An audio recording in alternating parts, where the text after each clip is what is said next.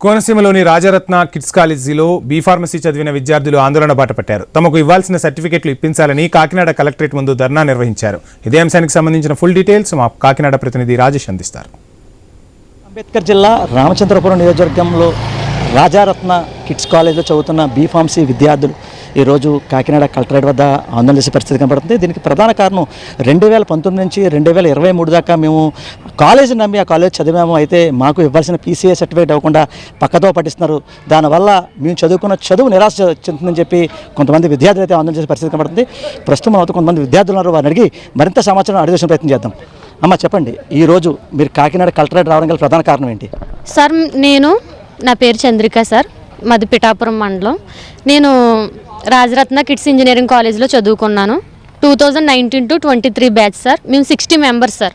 60 members 2019లో join అయినప్పుడు మాకు ఈ లెటర్ చూపించి మేము PCIకి అప్రూవల్ చేసామమ్మా, అది అప్రూవల్ అయినట్టు మాకు వచ్చింది, మీరేం కంగారు పడవసరం లేదని మాకు చూపించారు సార్.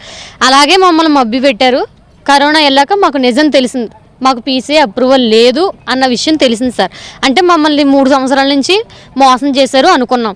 తర్వాత కొత్త management Rajaratna kids engineering college వాళ్ళు వచ్చినప్పుడు వాళ్ళ దగ్గరికి వెళ్ళి అడిగితే మేము తీసుకొచ్చేస్తామమ్మా అని వాళ్ళు కూడా మభ్య పెట్టారు సార్.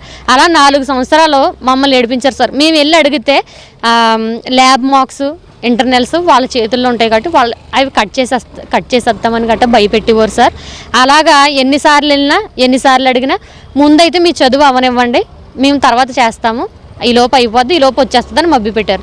అలాగే చదువు అయిపోయిన తర్వాత ఇంకో 2 సంవత్సరాలు తిరిగాం. అంటే 2014, 2015 ఈ 2 సంవత్సరాలు అంటే మొత్తంగా 2024, 2025 మొత్తం 6 ఇయర్స్ మేము తిరిగాం సార్. తిరిగితే మాకు PCI రాలేదు సార్. ఈ లెటర్ చూపించి మమ్మల్ని మభ్య పెట్టారు సార్. ఇప్పుడు మేము వెళ్ళి అడిగితే మేము మా వల్ల అవ్వదు, మీరు పాత మేనేజ్మెంట్ని అడగండి అంటున్నారు. పాత మేనేజ్మెంట్కి ఫోన్ చేస్తే ఇప్పుడు కొత్త మేనేజ్మెంట్ కదమ్మా, కొత్త మేనేజ్మెంట్తో మాట్లాడండి అని ఒకరి మీద ఒకరు పెట్టుకుంటున్నారు తప్ప మాకు ఎటువంటి ఆధారం చూపించలేదు సార్. ఇప్పుడు మేము అమలాపురం వెళ్ళాం సార్.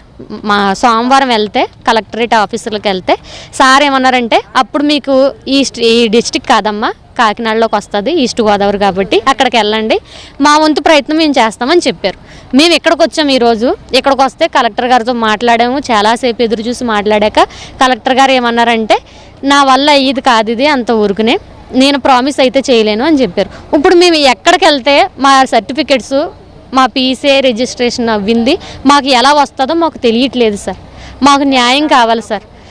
చూసాం కదా, ఓవరాల్గా అంటే మేమంతా బడుగు బలహీన వర్గానికి చెందిన వాళ్ళం. అంటే మేము ఒక స్కాలర్షిప్తో చదువుకున్నాము. అయితే మాకు PCI సర్టిఫికేట్ ఇవ్వకపోతే మేము 4 ఏళ్ల పాటు చదివిన చదువుకి ఉమ్మ అవుద్ది. ఖచ్చితంగా ఎవరైతే డిప్యూటీ సీఎంగా ఉన్న పవన్ కళ్యాణ్, అలాగే విద్యాశాఖ మంత్రిగా ఉన్న నారా లోకేష్, సీఎంగా ఉన్న చంద్రబాబు, వీరంతా కూడా ఖచ్చితంగా మా మీద దృష్టి సాధించి మీ చదువుకున్న విద్యార్థులకు 60 మందికి PCI సర్టిఫికేట్ ఇస్తే న్యాయం జరుగుతుందని చెప్పి ఇక్కడంతా విద్యార్థులు చెప్పే పరిస్థితి కనపడుతుంది.